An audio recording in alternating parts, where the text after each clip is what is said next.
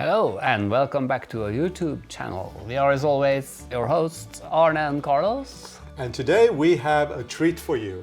A while back we had a live stream. We pulled out this blanket. People went bananas. We have had so many requests for a pattern. We have finally written a pattern. It is now published on our website. So go to ARNECARLOS.com. It will either be on the blog or on the shop, depending on what's going on in our web store, because we are creating a web store right now. And the pattern will be there if you want it. It'll be there and it's available for purchase and download. Today you can kick back, relax, just as we're doing right now. Yeah. Enjoy. We are doing this podcast style. We're going to be crocheting one flower from the beginning to the end, and we're going to be talking about all sorts of things. Yeah. Do we crochet fast or slow? I think we're going to crochet fast because it's not about the screen. Today it's a podcast, so it's radio style. So go grab your favorite chair, pull it up, get your favorite basket of UFOs, whip something up, and join us now for a fun hour of Arne and Carlos.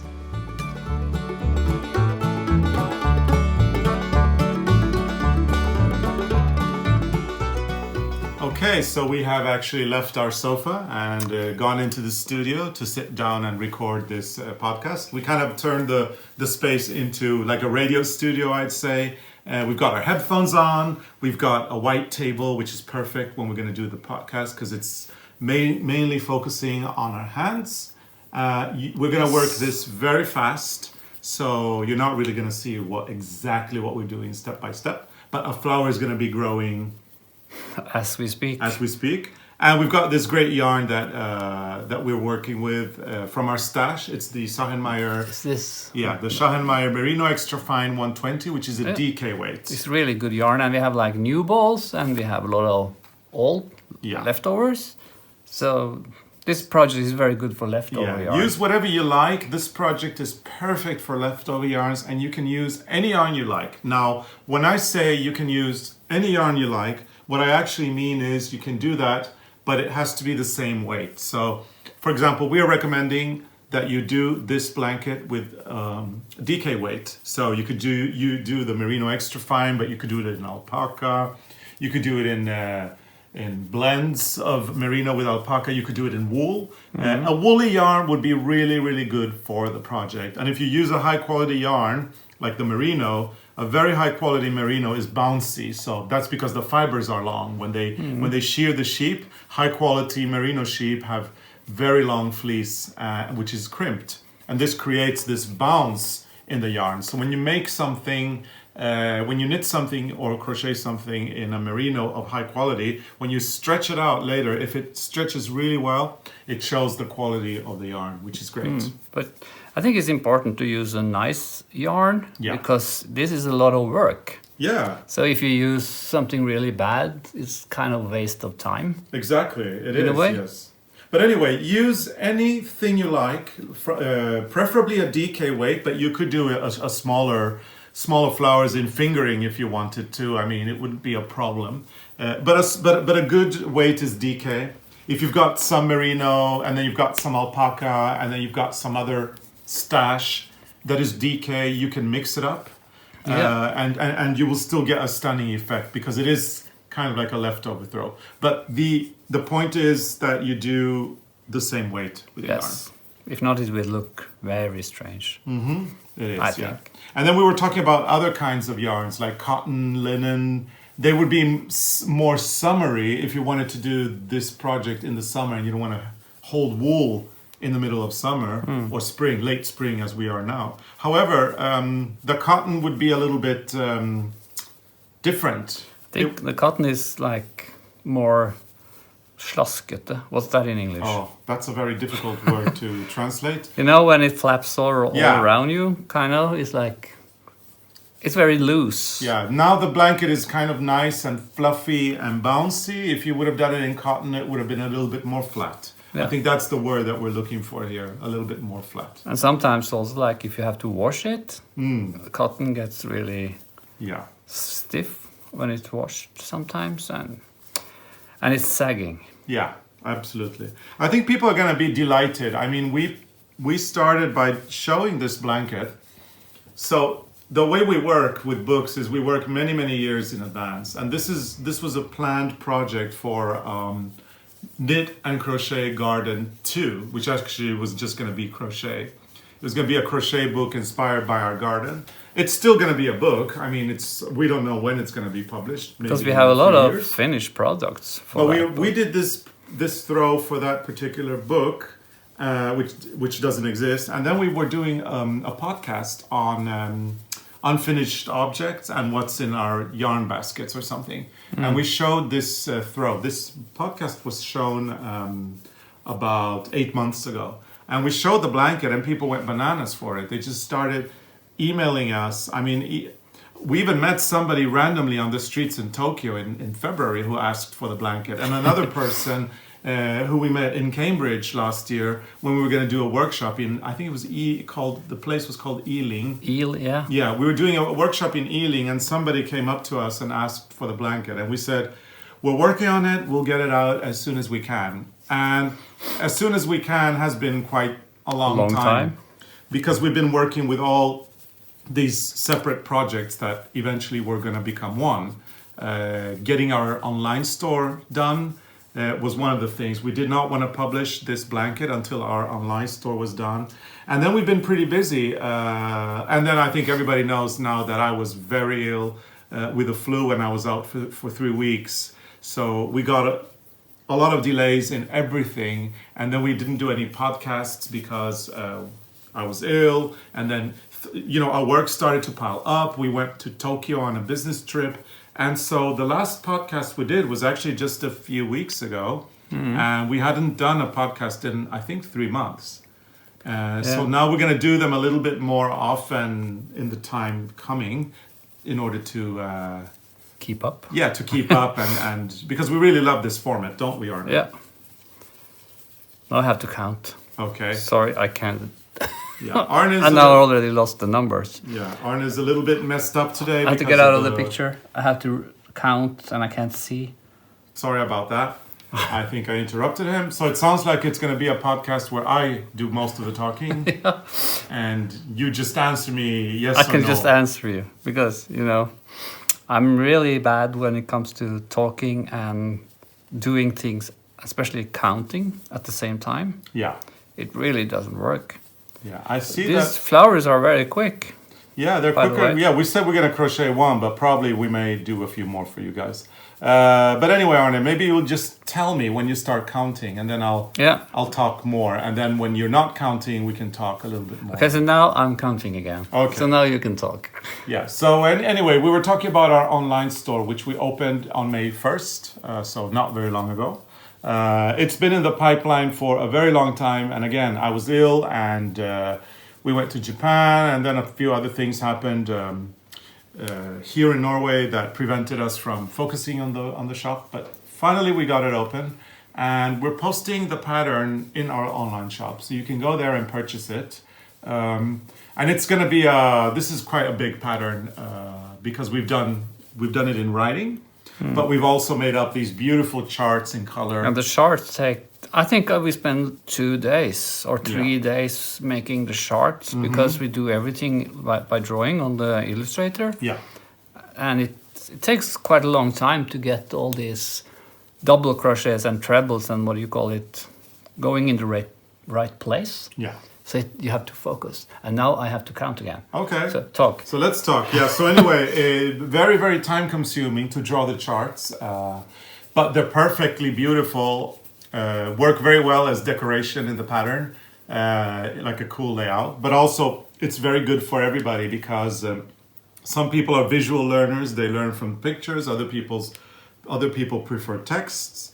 But now we're including both the images, so the charts, the crochet charts that are drawn of the entire project, as well as the written instructions, and that really helps people. I hope it makes it more easy for people because then, like if you knit or you crochet from the written pattern first, then you understand the principles. The principles. Then you can crochet from the drawing because you don't have to read all the time. Yeah, and that helps. That really helps. So we really hope that when you purchase a pattern of ours that you will be 100% satisfied with the quality of them and what you get. So far, the feedback that we've been getting is pretty good. So people have been very happy with our patterns. And when we were doing the free patterns, obviously we were not doing the charts because they're too complex. They take a lot of time to design. But now that we're selling patterns, of course, we're gonna provide you with charts. And we've also done that in our latest book, Greatest Knits. Greatest Knits. Yeah, well, it's called Favorite Designs in the US and it's called Greatest Knits in the UK. I don't know why it's two different titles, but anyway. It's because really in UK good. they like to have funny titles. Oh, you They think? have also the field guide to knitted birds. Yeah, but that was the American title. No, that was the American title. What was the English title? The same. Okay, but it was translated in England. Well, they No. don't actually translate it from American English to British English. Oh, I shouldn't talk about this because I don't know. Well, I don't rather know. count. Yeah, but Okay. they changed. What I know is they changed the title of the Favorite Designs to Greatest Knits, which I think is a cool title for a best of kind of book that you do. So yeah. But anyway, the online shop is open, so you can go to arnecarlos.com/shop to get your pattern and to look and see if there's anything else that tempts you in there or entices you. We've also posted the patterns for the easiest sock in the world and the heel of the easiest sock in the world on our online shop. They were in our blog previously, now they've been moved. They are, however, still free. And we have decided to keep some patterns free and then do paid patterns to help us support our channel. And I think that we've discussed this in the past recently, why we've done it, because there is a lot of work involved in pattern writing. And also, if we need to provide customer service and answer questions, which we haven't actually been doing with the free patterns. We've thought that, you know, the patterns are for free, so you get the pattern. We spend a lot of time writing them, but they're free. So if you have questions, you have to go to Ravelry and ask in our Ravelry group there. I think we have one, I'm not sure. We're not very active in Ravelry, but I think we do have a group there. I don't know. Or you could go to your knitting events, or ask somebody that may know. So, but now that we do paid patterns, obviously we have to provide customer service and help. And that's another reason why we need to charge for them. However, it's leaving a little bit of a void, Arne, in our... What's a void? A void is like a hole. A hole. Yeah, okay. because now we have this blog where we used to post patterns. Mm-hmm. And it's all about trying to figure out what to do in our blog. Yeah, but you're good at this. No, not really. You will do like updates on things that happen, or... Yeah, that's what we're thinking. I mean, when we're not posting Because patterns, I'm not doing that. I can do this crocheting, but I can't write. That's true. Well, you Because can't write, but in my English is terrible when I write. I do a lot of mistakes. So I think your English is getting better and better, and it's always been good. So don't. I mix up some words like which and which. Yeah. What's the difference? Well, I think that we're not going to get into a grammar class or a spelling class sorry. here. I can tell you that later. Through. But yeah, I mean, yeah, we're still thinking about what we're going to do with the blog. Currently, we decided that we were going to interact more with people. When we posted the free patterns on the blog, we haven't actually opened the comments fields, but now the comments fields of every post that we posted in 2019 is open. So if you want to tell us something, give us feedback on anything there on the blog from January until now, you can do so. It means that we'll be more interactive on our blog.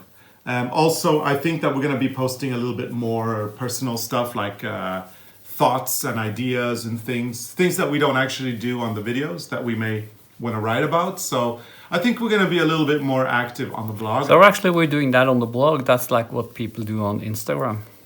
Yeah, well, we still have Instagram and Facebook. We just have to figure out what to do with those two. But for the blog, we're going to be a little bit more active. I can't promise you, I can't say we're going to post every day because I know we're not. Maybe twice a week, but I'm not sure yet. So I think what you need to do is follow the blog. See what happens. And see what happens. I mean, definitely posting every week, once a week on the blog. And then if you subscribe to our mailing list, you will get an update once a week with everything that we posted on the blog. So that's a good way to know if there's going to be more activity on the blog is if you sign up for our mailing list. And you can do that by going to our website, arnecarlos.com, and popping your email address in the opt-in box. And every Monday, our mailing list sends out an automatic email to everybody on our list, telling them about the activity on our blog. And that's where you put the touring list also. Well, the lists for our tours, I don't actually put them in the blog anymore. Okay. So they are actually going out through the mailing list. A mailing list, that's what it called. So we're actually forcing people to sign up to our mailing list to get our tour schedule. And the reason we do that is a little bit, it's actually security reasons somehow. I feel a little bit apprehensive about having all that information available, on a post that people can go back to all the time. So and then we know which people know where we are. Yeah, well, no, it's still going out to a lot of people. I don't know why. I just feel safer by putting that information in a mailing and then having people see the mailing, and then afterwards they probably forget about the email anyway. And the information is not easily available by Google. Googling where are Arne and Carlos right now and finding out where we are. I don't know if I really like that. I still have to get used to all this social media stuff where everybody knows what we're doing at every minute of the day. I'm not really that comfortable with that.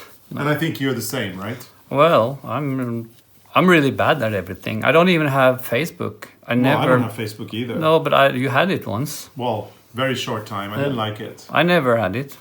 And lately, I hardly been checking Instagram because I'm kind of a little bit fed up by all the information that I get. Yeah, there's too much information out there. We have so much things to do all the time. So I feel just Googling and checking all these things all the time is a waste of time. It's a waste of time because we have all the crocheting, we have all the knitting, we have all the design work we do, we have the garden, we have the house. There's like always things to do. Yeah. So I don't know.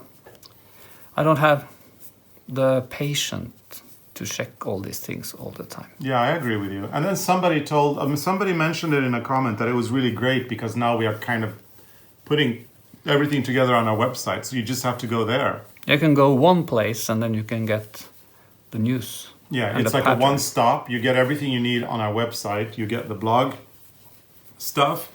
You get the latest pictures. We're going to be posting all our latest projects on the blog. You can buy patterns on our blog. You can watch our YouTube tutorials on our blog.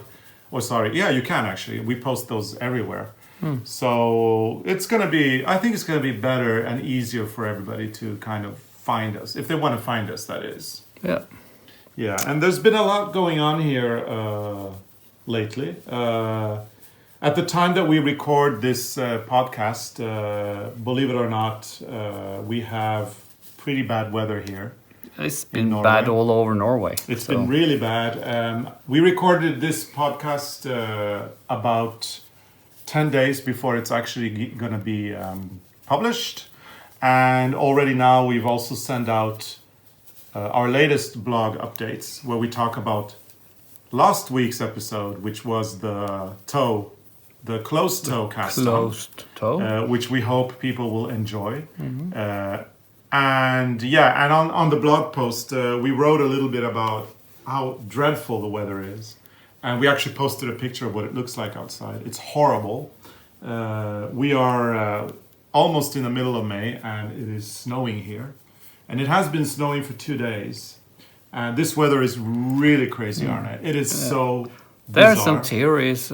Theory? Is that the right word? Yes. That there's, because of the heating, The global warming. global warming, it's warmer. It's like been heat waves, or almost not waves, but records in the north, in Svalbard. Yeah, in for Siberia example. as well. No, yeah. So we get all the cold air. Yeah. Is pushed down from the north. Exactly. So global warming is heating up the Arctic, basically the North Pole, Svalbard, Siberia is being heated up, and then the air is pushed down. Pushed down. And so now we get Arctic air, and we've had this Arctic air here in Northern Europe for maybe a week now.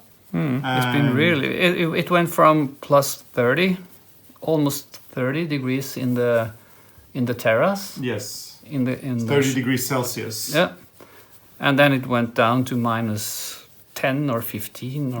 It's really crazy. Yeah. So 2 weeks ago we had wine glasses in our hands. We were looking at beautiful sunsets, sitting on our deck, and now our sofas out on our deck are covered with snow. And I find it a little bit annoying that, a lot of people have all these ideas of things they don't know about. So a lot of people think that we live in the North Pole, that they're polar bears. Polar bears in the streets. That we build all our houses like igloo. There's a lot of people that actually think that, and it couldn't be further from the truth. In fact, this time of the year, last year, we were in shorts and t-shirts, and I jumped in the lake on May 25th for the first time, and everything was green and beautiful. That won't happen this time. Well, we don't know, because it can change from one day to another. But my point is that usually May is not necessarily a bad time. It's not cold. It usually doesn't snow, very rarely. And the fact that we've had almost a snowstorm here in the middle of May is unheard of. It is just not common at all. It's not every year. Well, I've actually never experienced this before, Arne. It's the first really time. strange, but... And to burst everybody's bubble, we don't have polar bears in Norway either. And it's not cold. Well, Svalbard is part of Norway. Yes, but it's an island. Not on the mainland. It's not mainland. There's no polar bears in mainland Norway, so that everybody knows that, except for maybe in the zoo. And yes, it gets cold here in the winter, but it's a different cold than in many places. So I have to say that when it's really cold in Norway, the temperatures here, I feel, even if they're lower than the temperatures in New York in the winter, I still feel warmer here than in New York, because in New York you have humidity, you have all that wind that we don't have here. So different types of cold. If you see a photograph of us in the snow, it doesn't necessarily mean it's cold. I mean, I think the coldest experience I have had in winter, that was in New York. Yeah. Because we were there one winter when we were in the fashion industry. We did a trade show in New York to show our collection.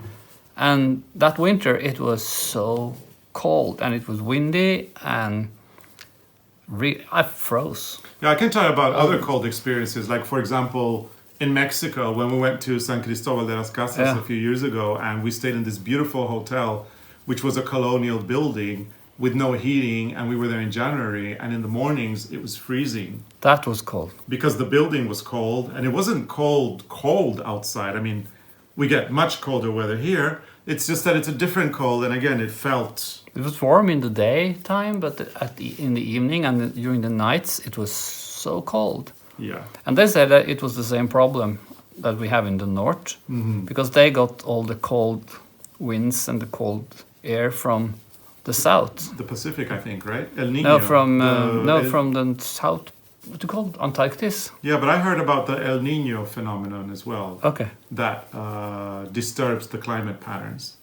But anyway, I mean, this is so bizarre. We're sitting here in May and we're talking about winter and the cold. No wonder why we're crocheting flowers. Yeah. That's the only flowers you got now, or you Yes. get now. You have to make them yourself right now. Yeah. But if everything goes as it should go, we will be getting back to spring soon. The weather forecast is better tomorrow. Tomorrow already. And who knows, maybe by next week we'll be back to 30 degrees, sitting with a glass of wine on our porch, watching the sun go down. So hopefully it will get better.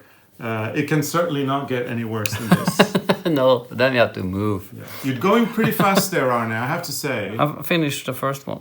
You finished the flower, and we actually said Just in the beginning of the video that we would do one flower and that's it. But that would make for a very short podcast. I can do one more. Or... Do you want to do another one? Yeah. So I think people would love it if you did a second one. So let's do another one. See how this looks. And yeah, Arne is crocheting very fast. This is not a tutorial. I have to emphasize that. We usually emphasize that in the beginning, but this is not a tutorial. We're not teaching you how to knit the flower or crochet it. We are just doing a little bit of a chat with each other, talking about all the things That's one flower. That's a really nice flower. So second flower, Arne. Second flower. Cast on again, and you're doing it with a yellow center, right? I think we had yellow centers on every flower on the so keep blanket. doing it with a yellow center. And It means so, we're making one more blanket. Yeah. So One each. exactly. So anyway, I don't remember what I was talking about now. Oh yeah, I was going to talk about the speed because you are very I fast. talked about this is not the tutorial. Yeah, this is not a tutorial, and Arne is going very fast, and we do get a lot of complaints in our comments from people when we actually do a tutorial, because this is not a tutorial, but when we do them, we do tend to get a few complaints on the speed. And if you're one of those persons who were not happy with the speed and we didn't answer your comment, I just want to remind you or tell you that if you look at the bottom of your screen on YouTube, there is a little settings wheel with teeth on it. And if you click on that, you can adjust the speed to make it go quicker or slower. And it's actually, there's quite a few speeds there. So even if Arne would be crocheting or knitting something very fast when he demonstrates it, it is possible to slow it down so you can actually see it step by step. And that is the reason why we don't do it any slower, because I feel very strongly about the fact that if we keep to a good speed and people that want it slower can go slower, then we're including everybody. Because if we go too slow, we will lose all the advanced crocheters that want to see what we're doing and that may be a little bit impatient if we do it too slow. So I think that by doing it in a normal speed, I wouldn't say you do it too fast, but if we do it in a normal speed, then everybody can follow, and those who feel that it's too quick can slow it down, which is better. But I think I do it my normal speed. Well, but this is not a tutorial, as I mentioned. So, but So I'm talking about normal. I'm talking about when we do tutorials. Oh, Then we do it. Try to do it slower. Yeah. But I've been popping by like this tutorial on YouTube because I saw something really strange. There was someone who made a Norwegian pearl. They were knitting. And it was very strange. I had never seen anybody do a pearl like that before, but it was Norwegian. And then there is the other problem. That's like when people say, I normally do it quicker. Oh, okay. I'm just doing it slow. So I think it's a thing. People want to be very quick also. You think? Yeah. Yeah. The quicker you are, the better you are, or something. I don't know. Yeah. But you know, when you go quick like this, sometimes I miss a stitch. Yeah. And sometimes I do like, it's not, I end up with like one loop too many on the needle sometimes, but I just pull it through and I pretend nothing happened. I Because see. you can't see it anyway in the end. And you know what they say, the show must go on anyway. Well, So you it's just not carry it's not on. it doesn't do anything with the flower. It's Yeah, not exactly. a big mistake. And now you've got, this flower was very quick to do. And you were counting on the first one. That means that maybe you don't have to focus too much some on places the I second do have to count a little bit, but I will manage. You So, will manage. That's yeah. good. So, Arne, let's talk a little bit about the latest news from around here. We've been working hard for the past months. Months. Doing What have you done? We just finished a collection for Schahenmeyer Spring Summer 2020. That was yesterday. Yeah, and I realized, you know what? I have a story for you. I haven't told you this, but we've just changed insurance company, or we're in the process of changing our insurance company, and we had to fill in a few forms. Yeah. And they asked a few questions about a few things, and the questions were like, when did you when did you have an accident in the house, or when did you use your insurance company? I don't remember the question, but I actually put the wrong year because I was Which convinced. year did you put? Well, I was convinced we were in 2018 right now. When we We're not. We're in 19. we're in 2019, exactly. And yeah, the reason why it gets so confusing for me is because we work so far in advance. I mean, we're working with 2020. We've just done spring summer 2020. We're starting on fall winter 2021, 2020. We're planning events in 2021. And we are in 2019. And we also started the design work for a new fabric collection. Yes. And that's for 1920. No. Yeah? 2019. 1920, that's not. 2019. Yeah. Or 2020. 2020. 2020. Yeah. So it gets really confusing with the dates. And then I realized that we live in the future for so long, or for so much of the year when we work, or in our mind we're in the future, that it really makes it very confusing to figure out which year it is. But it's 2019, and it's also for designers and for trends. Obviously, it's very important to live in the present as well. We need to figure out what happens now, and what people are going to want in a year. That's very important to figure out. So we have to analyze the current world situation today to know what people are going to want in a year or two.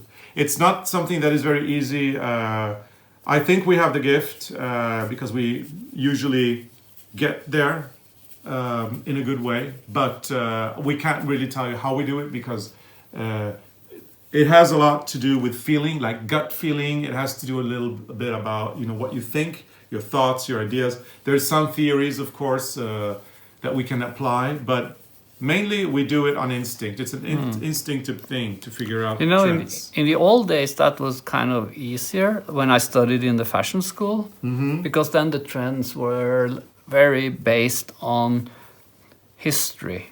Yeah. It was like, if it was like a certain number of years since Elvis Presley died or Marilyn Monroe died, then the collections was inspired of them. Yeah, or for example, a 20-year cycle. So right now that we're moving into 2020, so fashion should probably become very inspired by the early 2000s. Yeah, within the next few years. If they still look at that, I don't know if they look at it still. Well, if you look at the shoe trends right now, the sneaker trends, if you look at all those clunky sneakers that everybody's wearing now, those were also very popular 20 years ago in the 90s. Yeah, that's true. So there is kind of like a recycling of trends. Everything that was popular 20 years ago comes back in 20-year cycles. But the internet is really changing that, and because things are going faster and faster, it is not really the norm anymore as it used to be. But 20 years ago, it was for sure that that in the early 2000s, 1980s was going to be very popular for sure, because that was just the way it worked. Also, the latest films that have been. Yeah. That are showing, those usually also influence trends. There's a lot of things that influence trends, but you can't use a formula. In the end of the day, it also is your instincts, your intuition that define trends. The intuition part is, I find that very interesting, because if you look at what happened in history, if it's a film or a famous person who died, and you find inspiration from that person, it is more for the common designer, like the mainstream. Is that the right word? Yeah. Because if you work more avant-garde, then you have to have you need to feel kind of, or how følere? What's that? Yeah, you have to have sensors. Sensors, because you have to understand what's going on in the world and what will be the result of what's going on in the world. Yeah. So that's more, if you're more into trend forecasting than just designing based on trends, that is kind of two different things. Yeah. And I mean, we're very into trends and trend forecasting as well. And that's the thing. I mean, to make a design 2 years ahead of time, like when we do a book. Yeah. Like when we did our Christmas ball book, we knew that, even if we worked with it for 2 years, we knew when we were doing the book what was going to be trendy when the book came out. And we knew that the book was going to be trendy at the time it came out. We knew that. And that's the thing, I mean, doing a knitting design or a crochet design is so much more than actually sitting down because you love crocheting or because you love knitting and you just make something. There's a lot of things going on around it, especially if you work the way we work. And we also everything influences everything. Yeah. I mean, you see the news or you read the newspapers. Politics is very important. It tells you what kind of mindset people are in the world when you look at, the whole picture of the world situation. That can actually be quite scary. Very scary. Scary because if you look at what's going on in the world and you manage to put that in that context of understanding what's going to happen based on what's going on. Yeah, sometimes and what people are going to be preoccupied with. Sometimes that can be scary. Yeah, I think. So to explain it in a context that most people would understand, I can give an example about that. So with the Christmas ball book, it came out in 2010, and we started working on the book in 2008. And what happened in 2008, if you think about it? So the financial crisis, that was a world phenomenon, hit the whole world. So everywhere we were reading about people losing their jobs. We were reading about people not buying because they were afraid that they would lose their jobs. So what happens is everything kind of stagnates and people are not purchasing anything anymore. Vendors are not selling anything anymore.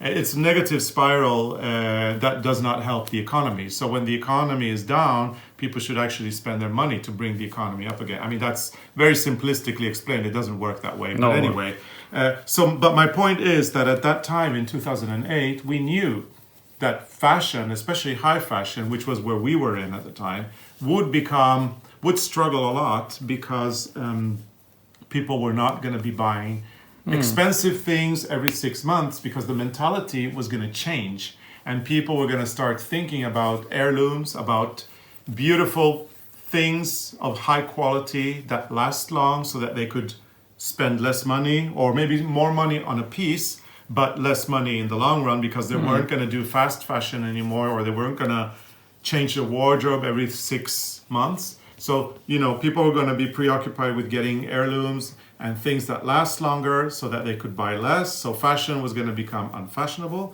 And we also realized that people were going to go into the handmade trend more. Yeah, because we already saw that trend was coming. Because a lot of people like to show off their homemade stuff. So like people were making the embroidery bags, they were knitting.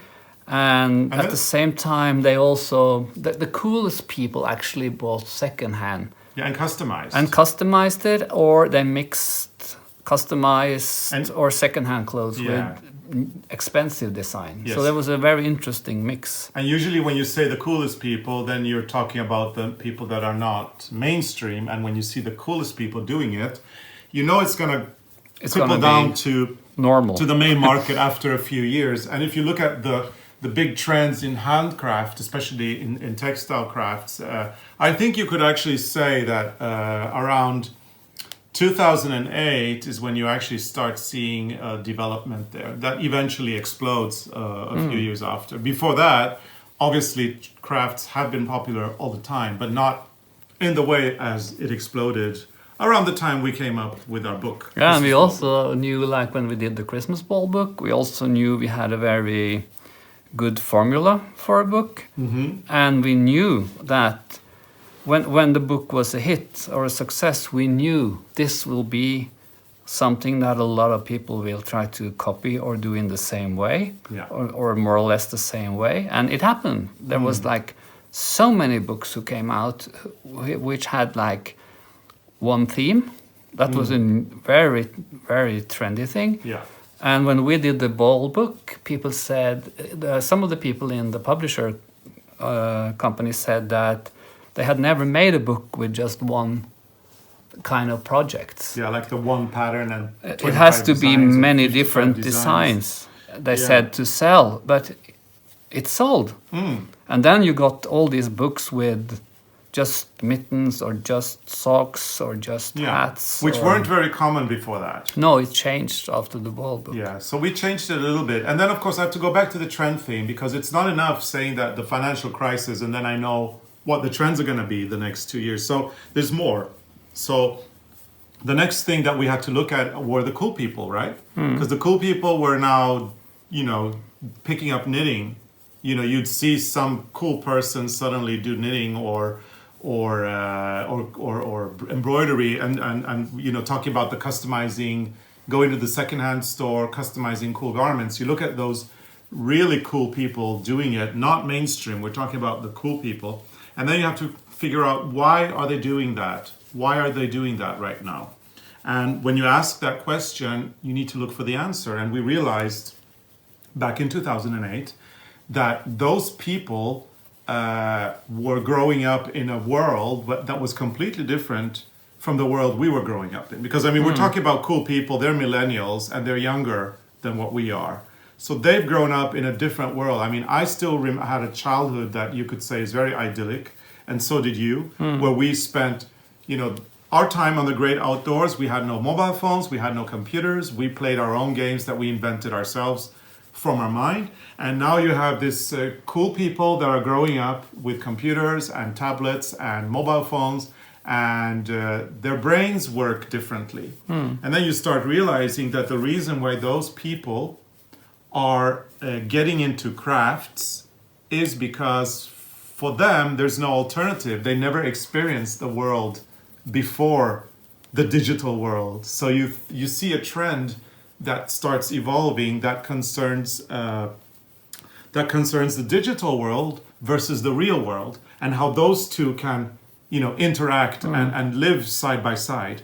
And then you realize that a trend what you realize that when these millennials that are so cool, when they don't grow up with digital, or when with the real world, they grow up in the digital world, they're gonna want this, and they're gonna see this as very nostalgic, and then they're gonna embrace it and create this new trend. And the trend, people think that a trend is something that happens every 6 months. It's like, what's the latest, you know, trendy color, or what should the length of my skirt be? Is it going to be a long skirt or a short skirt this season? But as That's a matter over. As a matter of fact, when you're looking at a trend lasts for 20 years. The 20 years is the magic number here. And in the sense of the digital world wanting to embrace the real world, this is a long-term trend that we're going to be seeing for a long time. People are not actually replacing, they're not going out into the wilderness anymore. They're living with the digital world the way they are, very comfortable with all their laptops and their iPads and their phones, where they can do everything. But they're also, you know, bringing in the nostalgia of the tactile world, of art. But there's crafts. Also this other trend now where you can actually see that some of the cool people are actually leaving all these things. Yes, leaving Instagram. There's like a lot of young people, they don't have Instagram because that's for old people. Yeah. It's the same that happened when Instagram came. A lot of people left Facebook because Facebook was just for their parents or grandparents. Yeah. And then they went to Instagram. And now a lot of young people are actually leaving Instagram because now all the old people like us, they pop up on Instagram. Yeah. And they write super long posts on Instagram. And that was not the idea with Instagram. You shouldn't write long texts. It was just nice pictures, and then you pressed like, or you didn't press anything. But now that is changing. Yeah, it's changing, and so people are leaving. And I don't think that... I think that we can safely predict, Arne, that social media is going to change.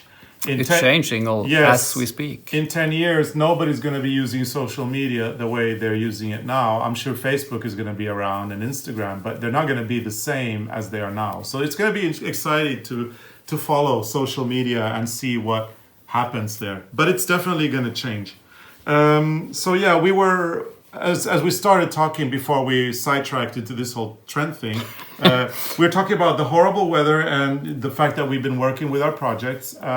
And we haven't really done many exciting things lately. We've been home most of the time. We haven't actually been out working or meeting people. We have basically just been doing design work. However, we did one cool thing. About 10 days ago, I think it was.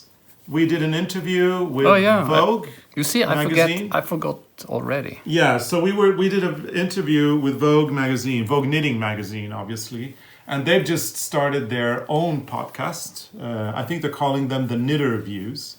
Not sure when our Knitter View is going to be out, but it's going to be out soon. We will probably write about it on the blog. We tell everything in that interview. They asked us where we met and all those questions that a lot of people ask and that we really don't like answering. But we actually answered it in the Vogue podcast. And I'll give you a little excerpt of something that they asked us. And we talked about knitting. Yeah, we talked about knitting, but the future of knitting. But I wanted to talk about the one question that they asked us, and then we could reply here. So that it's kind of like a little teaser of the Vogue knitting interview. So the question was, if we weren't doing what we did as our profession, what would we be doing instead? That was the question, and this is a question from the Vogue interview. We're going to answer it here as a teaser. Well, we can say more because we didn't have that much time on the interview. Well, you're actually finishing up another flower, so I think we do have to be a little bit quicker now. Okay, so you start. What did you want? What do you want to do? Actually, change? It was funnier when you started first. Okay, because I think I said I would be an antique dealer or a gardener. Yes. But I am a gardener. Yeah. Because I have the education, or not the whole one, but I have a little bit of it. So I am part gardener. So you settled with the antique dealer. But my biggest problem is that if I bought antiques, I wouldn't sell them because I would buy things I like. Yes. Because I am a hoarder. Yeah. So it can be anything. But I think it's a little bit scary to think about this, what we would do if we didn't do what we're doing right now, because we spent so many years doing this. But anyway, your dream was to become an antique dealer, and then you would have this beautiful store where you didn't sell anything, which meant that I would need to get a very high-paying job to not only support you and myself, but also to be able to afford all of those antiques. And what did I come up with as my high-paying job, which maybe is not, I don't know. You talked about radio. Yes, I've always wanted to. I think that if I were to have a career that was not in design, I would have loved to have my own radio show. I think you would have been like, is it called diplomat? Ambassador. Yeah, I was supposed to be that with my degree in political You could be science. a very good ambassador. No, I think I'd like to be a radio personality. I love the radio. It's a great medium. And we were telling Vogue about the fact that we've been in the media for 20 years, in Norway mainly. Every year with a new book, we've done all, press, actually abroad as well. And we've done a lot of radio, spent a lot of time in radio studios. And we did a lot of media before we started the knitting as well, when we did our collections. But it's not just, we can't just change because a lot of people know who we are. Yeah, but anyway, this is hypothetical. It's scary. So doing interviews for so many years, I've always loved when we enter a radio studio. There's something about all those buttons. There's tons of buttons to press. You've got those really nice microphones. There's headphones that you have to wear. And then you have to tell people things. You have to describe things because they're not seeing you, they're just listening to you. And I love the fact that you have one sense that is closed off. You can't see the people, so we have to talk in pictures. We have to it's fun. Pictures for you. And I just love that. I really, really love radio. And I love this format. I love our podcast format, Arne. And Remember we did the local radio, and we were a guest host in the radio. Yeah, we could choose all the music. We chose the music, and we talked with the weather lady, and we talked about what's happening on the roads. That was fun. That was a lot of fun. Okay, I had one flower, and now I made 2 flowers. So do we have how much time do we have? I don't know. We can take as much time as we want. Do you want to join a flower? I can join these flowers, and then I don't think I have. My back is killing me. Okay, so what if I join these 2? What if you join 2 flowers? How long is that going to take? By the way, not long. Not long. Okay, so we. But I normally crochet quicker. Yes. I just do it slow now because this is video. Yeah. I have to say that. But you're not supposed to do it slow. No, but that's what everybody say. I normally do it quicker. Oh, okay. I get it. Sorry. Yeah, because I have to do it slower this time. I understand. You understand? I'm trying to be funny. You're trying to be funny, and I have no sense of humor. Really didn't work at all. It didn't at all. I'm so sorry for not laughing or anything. I kind of still don't get it, but maybe you'll explain it to me later on when we... I can show you the video.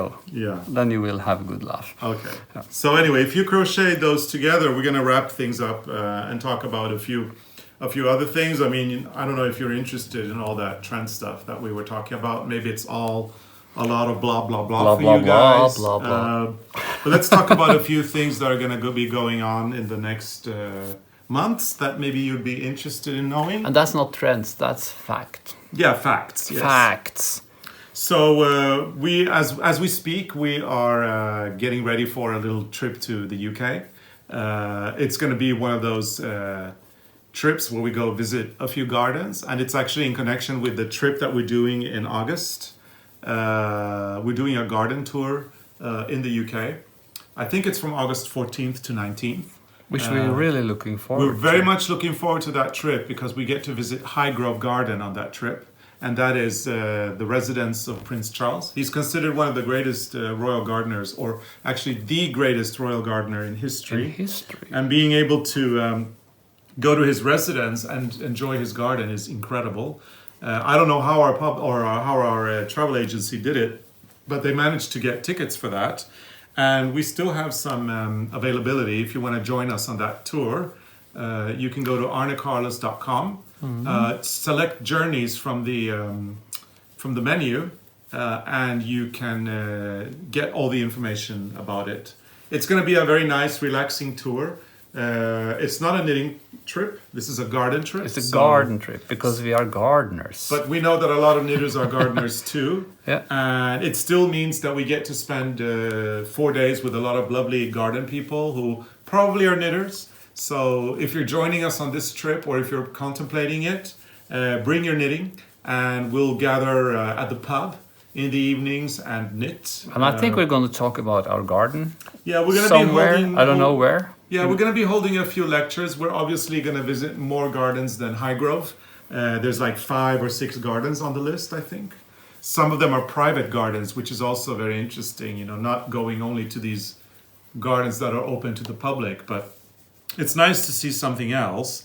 And yeah, as I said... That's new for us because we never go to private gardens. No, exactly. So we're super excited about it. And we're doing a little trip to England now to kind of get in the groove. And kind of do this. It's been a long time since we did a garden tour in England, so on our own. So we're doing one now, and it's in preparation for the tour that we're doing with a group.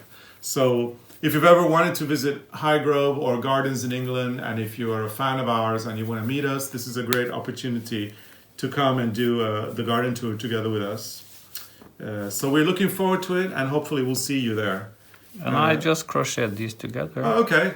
So anyway, the second thing that I want to talk about is that we've also opened, I mean, this is all about trips now. We've also opened a new Knitting Under the the Northern Lights cruise.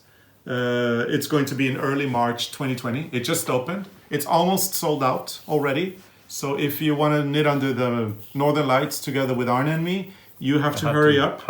And get a few of those spaces that are available. Not very many. So I'm thinking that this cruise is going to sell out probably within the next few weeks. If you are tempted on the Midnight Sun cruise, by the way, which is going to be on May 28th. So it's not, it's not a long time until that cruise. So you have to think quickly here. We got a cancellation. We managed to fill it up. And then we got a second cancellation. So there's a cancellation in our group, and there is a cabin available. So if you want to do the Midnight Sun cruise soon, you need to go to ARNECARLOS.com, select journeys from a menu, and go and sign up for that cruise. It's going to be amazing. Hopefully by the time we get on the boat, there's not going to be any more Arctic air. Nope. And we will be able to enjoy beautiful summer weather as we travel to the north, beyond the Nordic or the North Cape and the land of the Midnight Sun. And we're going to do like last time. We bring a lot of UFOs to the boat, and we think we're going to finish them, but that didn't happen last time. Instead, we bought yarn for a new project. Yeah. So we have a new UFO. Yeah, exactly. That's the way it works. And if you've never done a cruise of ours and you're wondering what we do on board, and if you're considering getting the cruise, the Northern Lights one or even the Midnight Sun, and you want to know what are we teaching, so I can tell you guys that it's a lot of fun. We do a mystery knit along because we are on the boat for 6 days. So every second day there's a new clue, and then you have to guess the project as you knit it. And we're there to instruct and help. And everybody gathers on the Panorama Lounge on deck 8, and we sit there enjoying the windows from floor to ceiling and seeing these stunning views, and everybody's knitting on their same project. And the people that are not part of our group are super jealous because everybody has such a cool project that they're knitting on. And yeah, it's a lot of fun. So there's a mystery knit along with some teaching one-on-one. And then, of course, we've got a few interesting lectures on design and color work that we do. And it's a great thing. Everybody has been so happy with the knit along in March. And we're looking forward to doing the knit along again in a couple of weeks' time. And again in March 2020. So that's what we do. Then we've got our tour to America.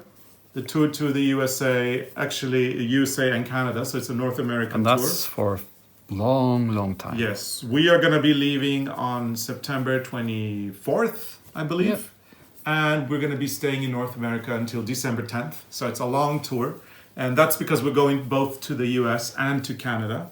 At the moment, the only things that are public knowledge and confirmed are the Knit City in Vancouver. And Vogue Knitting is opening up a retreat to Taos. On October 24, 25, 26 and 27.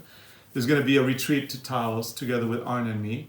And I love Vogue Knitting because they asked us, is there anywhere in America you'd like to go? And both Arne and I said, we really want to go to New Mexico. And they said, so okay, let's do a retreat in New Mexico. So finally we get to go to a place we've heard so many amazing things about. Not only Taos, we plan on going to Santa Fe as well. Georgia O'Keeffe Museum is there. There's a massive arts and crafts museum also in Santa Fe, I heard. Did you know about that, Arne? No, I think you told me about it. Yeah, with thousands and thousands of I don't know artifacts. much. Yeah, and then you've got the Native Americans from... well, that I know. Yeah, and from down New Mexico, I think it's the Navajo. And the Hopi, maybe? Hopi. So they have fascinating culture that we really love to learn more about. While we are on our trip, we find it so interesting, the beautiful crafts, especially that many of these indigenous nations do. So I'm really looking forward to that. We're very much looking forward to this trip, and the great thing about going to these places is that we go there to spend time with people, we go to teach, but we also learn so much about new cultures and about new crafts, and that's always wonderful. So it's always a learning experience to us and to everybody, I guess. And that's what makes life so good, that you never really stop learning. I've started a new UFO now. I think, yes. I think, when will this be finished? I don't know. But I think that while you continue crocheting on a new blanket, I think we're going to leave it at that. It's time to say goodbye. We've been at it But I know, you know what, like this is a nice project. If you have a lot of leftover yarn, you can always do some flowers like every now and then just to clean up your stash. Exactly. But I think I'm not crocheting more now. No, we'll leave it and then we'll do it in front of the TV from now and then. So it's been a lovely hour. I mean, I hope that you've been enjoying this podcast. You've probably been on your, comfy chair in front of the fireplace with a cup of tea and your UFOs. And now you're probably thinking you need a UFO in the form of a blanket. And the good thing is that you can just go to arnecarlos.com/shop and you can get the pattern there and enjoy doing these flowers as much as we do. We've got cool pictures. There's a picture of the blanket in the back seat of our 1969 Volkswagen Beetle that we didn't talk about today, but we can, say our finishing words, talking a little bit about the car, because it's just come back to us. We have it in winter storage, but for summer we have it and we use it a lot. And we love putting the blanket in the back seat of the car. and it's always handy to have a blanket, because if the weather does get crazy cold like right now, there's no heating in the car, so it's nice to be able to wrap yourself with a wonderfully warm blanket as this one. And soon we're going to plan this summer's big trip with the Beetle, with a friend who have a Triumph. So we're really looking forward to that. And now I started crocheting again because you started talking. Yes, I know.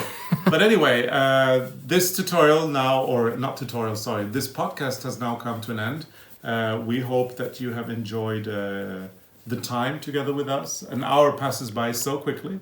But we will be back again soon with a new podcast in not so long, in not so long distant future. So we really hope that you will tune in. And remember that you can subscribe to our YouTube channel. Our family of subscribers is growing day by day, and we love you to be one of them. So please subscribe. Please hit the thumbs up if you've enjoyed spending an hour together with us. If there's anything on your heart that you want to share with us, make sure to comment on this video. You can also go over to our blog and read, whatever is the latest news, and you can comment there as well. And remember that the best way to stay in touch with us and know about everything that is going on in our lives is to subscribe to our mailing list, which you also can do on our website at ARNECARLOS.com. So Arne, let's put these balls of yarns away before we end up crocheting a new throw. Yeah, I think I need a cup of coffee now. I think I need a cup of water as well. Or water or anything. So thank you so much for watching. Thank you. And see you again next week at 6 p.m. Central European Summer Time, which is Central Daylight Time in the North America. Yeah, that's difficult. That's very difficult. So see you soon. See you. Bye. Bye.